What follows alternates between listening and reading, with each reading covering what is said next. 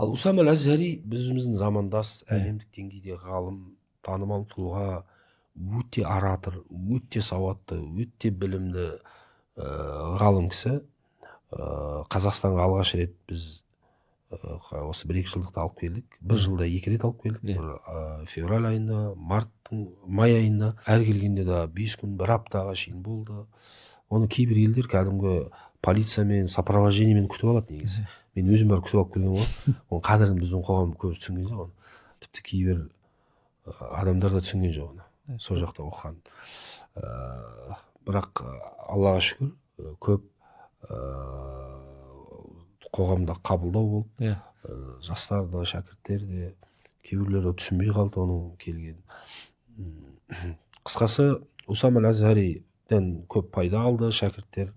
Ол жан-жақты ғалым.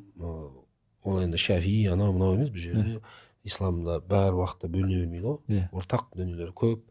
Ол ханафиден де көп дүниелер айтылды. Жалпы ғылыми методология.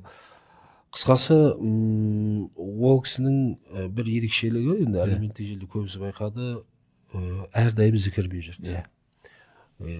Яғни мен қасында түнде барып бір төсекте ұйықтағаным жоқ, қалған уақыт бәрінде бірге жүрдім. 2 рет, 1 апта келсе, 1 апта бойы таңда күтіп алам, кешке бөлмесіне кіргізіп жібергенше қасында жүрдім.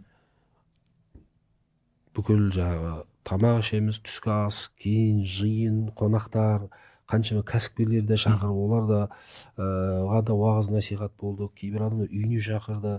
Сол кезде байқағаным, көлікте отырамыз, аузы зікірден құрғаған жоқ.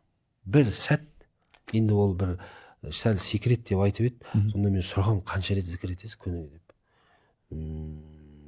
Күліп айтқысы келмей, бірақ айтты. 30 мың зікір айтамын деді бір күнде.